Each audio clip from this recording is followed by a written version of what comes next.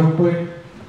This evening wouldn't be possible without a lot of friends and sponsors that helped contribute in various ways to let you all know that this was happening and to help us with some of the finances. Not the least of which is the North Carolina Humanities Council, which gave us a grant to help publish the book and to do the brochures, the publicity, the posters and things. Other groups include Wild South. Lamar Marshall is here tonight. Mad Batter Cafe, Jeanette's here and with all her lovely food. The Kinetic Coalition, Alvin Friedman is here. He's videotaping the whole event. Tuckasegee Reader, Bill Graham is here tonight. So thank you to Bill. He's the one that did the lovely poster that's been all over Western North Carolina the last few weeks. The Tuckasegee Alliance was a big help for us as well. And not the least of which is the City Lights Bookstore, who's going to be selling books tonight and helping our authors out. The Wilderness Society, Brent Martin's group is well represented here tonight and helped us in a lot of different ways, as well as the Land Trust for Little Tennessee. I see some of the people here from the Little Tennessee organization. And last but not least, the Western North Carolina Alliance, Judy Mayfield and her group based over in Asheville. So thank you to all of you folks for helping us have this evening become a reality and so we can throw this big party. After all, that's why we're here, is to celebrate our heritage and our love for these mountains, as Matt Tooney was telling us. Our next speaker is probably familiar to all of you here that have been here in Jackson County, at least for a long time, or not even maybe a long time. George Frizzell is from the Old Settlement community. He's multi-generational native. He's the director of the Special Collections Library at Hunter Library at Western Carolina University.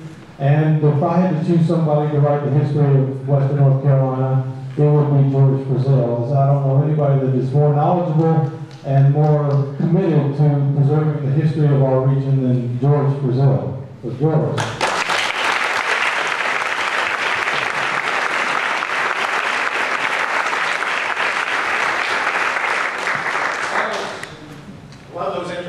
I love the musical entertainment. I wish I could dance like that, but I'm Baptist. Just to give you some background, I was born a couple of hundred yards from here up the hillside in what was the old hospital. I've lived in Jackson County all my life. I live within sight of my grandparents' house and of my great-grandparents, and about half a mile from where my great-great-great-grandparents lived. I will give you one caveat, though, about living close to so many relatives. I went to Western Carolina University and got an undergraduate degree, and then I went back and got a master's degree. And after that, I got a job in the library in special collections. And I had been working there for 3 or 4 years. And every morning I had to drive by my grandmother's house. And as she was wont to do, one morning she was sitting out on the porch with her daughter, my aunt. And she saw me drive by on the way to work. And she turned to my aunt and said, "Well, there goes George over to the college again. I reckon he'll graduate someday."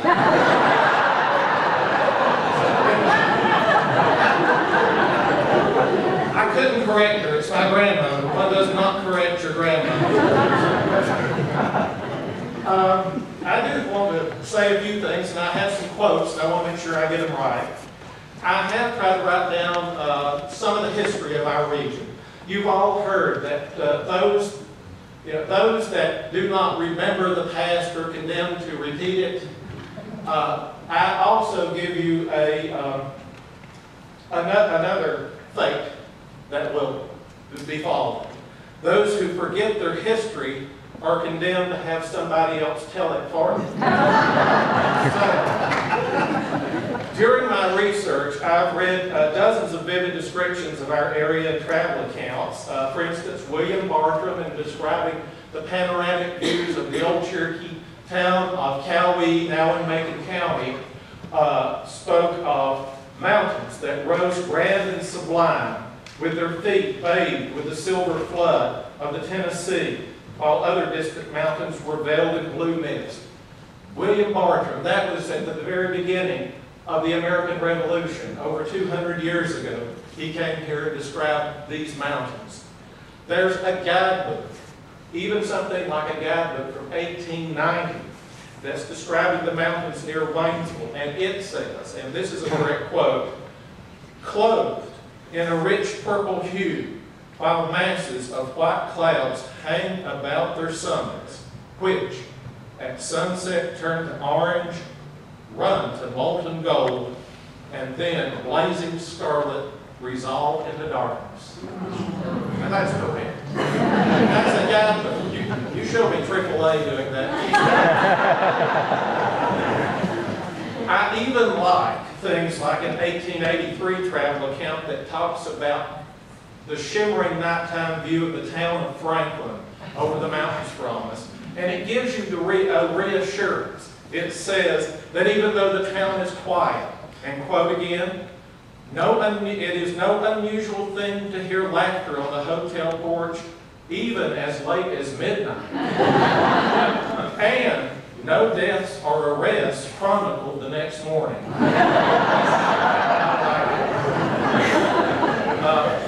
However, I will also say that in researching the history of our area, I've also learned you've got to read the literature by and about our area, the novels and the poetry, if you want to capture the entirety of it all. It's not just the history. For instance, there was a novel published in 1839 that many consider to be the first one from North Carolina with a North Carolina setting, by Robert Strange, a circuit judge in this area, wrote Yonaugusta, or the Cherokee Chief. It has a western North Carolina setting. I'm going to go out on the land and philosophize a little bit. For me, the best of history and literature tries to approximate the same thing. It tries to bring the great events of history back down to a personal level. It tries to bring it back to our experiences.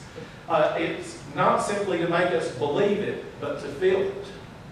And at times, I find our voice in the most unexpected places. One place I found it was in a letter in our collections written in October 1861 during the Civil War. It's from a lady in Hamburg Township, south of here in Jackson County, writing to her husband, who is in the Army during this great conflict. The letter to me is almost poetic. It goes down to today. It resonates with me and tells me something. These are a few of my favorite lines. I've edited it heavily, but I just want to give you where we find poetry we don't expect it. "Dear friend and husband, it is with great pleasure that I write to you to let you know that me and my children is well, hoping these few lines will find you in good health. I have just read the letter that you sent me and was glad to hear that you was alive. But you did not say whether you was well or not, but I hope that you was. I would almost give up my life if you could be back home to stay with me and your children, for Alexander talks about you many a time. Times in our country is hard for the poor class of people, for everything is getting so dear. I don't know how we will get our necessaries, for money is scarce here. Your father's folks is all well and getting along very well. Miss McKinney is dead and has been dead for some 4 weeks. Her dying words was pray for me. My dear, I wish I could see you. We could have a heap of good fun." And then here's the part where she writes as though he is in the room with her. "Hold on till I get another lamp, for my light is bad. Here, I have got more tallow, and I will write on." In a letter, she's telling him, "Hold on, don't stop reading. Another candle, so don't give up on me." And then she tells him, "I've got another candle and I'm back." And then at the end, I must come to a close, so farewell. And at the end, she signs her name and the names of her children, their children, and she says, "There is howdy for me and all your children. Here is your shoestrings, if you get them." So that's in reading through these Civil War letters, and in reading through travel accounts, and in reading, even in history, you find poetry, and avail yourself of the literature of this area, because this is part of who we are now.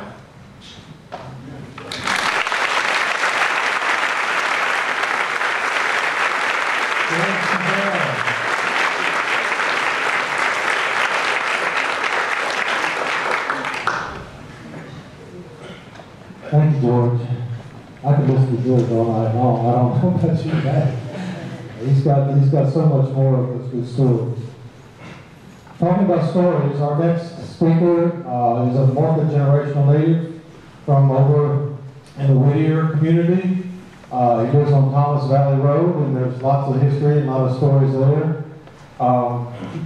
Multi-generational farmer, mountain farmer, full-time farmer, former county commissioner here in Jackson County, and one of the most rural people I know, William Shelton.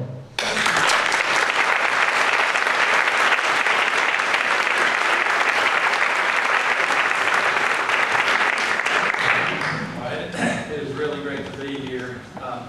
I hope that in my next life I'm as comfortable public speaking as Ian Moore is playing the field, but I and to follow somebody like George to talk about intimidated. Anyway, it is great to have this opportunity to come out and get out of the field and rub elbows with some really special people. And I look out in the audience here and see a lot of special people, a lot of friends. It's kind of odd for me to be in a public forum like this and to look out and not see some angry faces.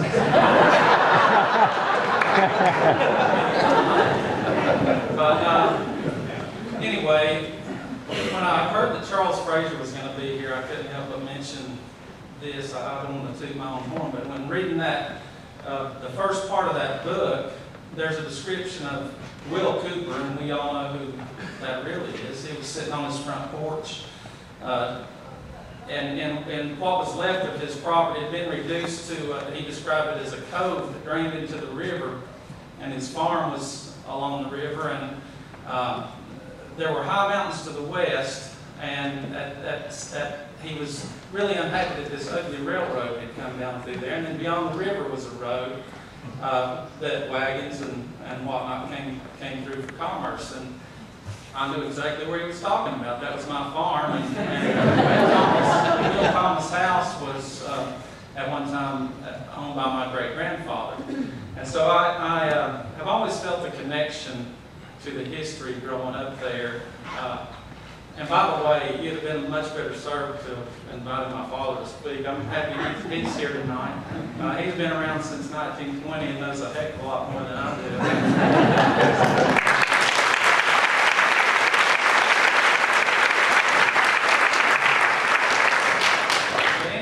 Growing up on a small subsistence farm, growing tobacco, and with a lot of old matriarchs and patriarchs, I had my ear out and heard a lot of discussions. I always felt a connection, and my influences were the small farm, as well as going to the old Quala School. I had a lot of really good Cherokee friends and felt a connection there. And then also, my grandmother back in the 30s she built some little cottages, and it was one of the first tourist places, I won't say tourist traps, that where tourists could stop in when they were coming to visit the new Great Smoky Mountains National Park. And so these tourist kids that I befriended, I discovered right away that they told me straight up that we're a little bit different in these parks. And at that point, I had a choice to make. I could either be ashamed of that fact or be proud of it. And so I took a lot of pride in being from this area. But the small farm, the tourists, the Cherokees, all kind of helped shape this crazy mindset that I had growing up. And then I went off to the University of Tennessee with the notion of getting off the farm, because I thought that, you know, hoeing tobacco was no way to live. And I decided to go as far away as I could and started majoring in liberal arts. And I had an English professor that had some required reading for us, and it was A Continuous Harmony by Wendell Berry. And so I began to really romanticize the notion of coming back to the land, and all the pieces started coming together, you know, that word sustainability. So in coming back, I began getting involved in some community things. It was just something I felt compelled to do, because I felt that, you know, with the tourist industry and then the second home development and the disappearance of farmland, that we were missing some pieces, and we needed to somehow figure out a way to grow, yes, and grow strong, but grow in a sustainable way. So it's just so important to hear these other speakers talk about these mountains. There's no way I can wax eloquent enough to describe what it means to me. But I do believe that there is a way that we can come together as natives, thousands of year natives and 200-year natives and 20-year natives, and figure out a way to, as we grow sustainably in this area and protect what's most important. You know, one thing that we tend to forget in these hard economic times, that these times have changed too, and it's not a question of if, but when.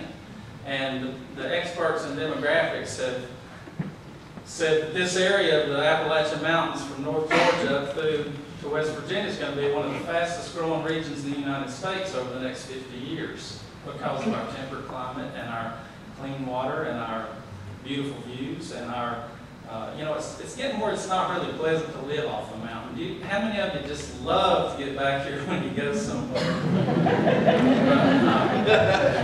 But you know, we still need to prepare for that, and I think there's great hope for the future, and one way we can be sure that we move ahead in a smart way is to honor our past and to remember. And I really want to thank all of the people who've contributed to this literature, the music. These are wonderful reminders, and they do put things into words in a way that maybe we feel but can't articulate. And I would encourage you to take advantage of all this art that's been put out here. But anyway, thanks again, and I appreciate it, and have a good evening.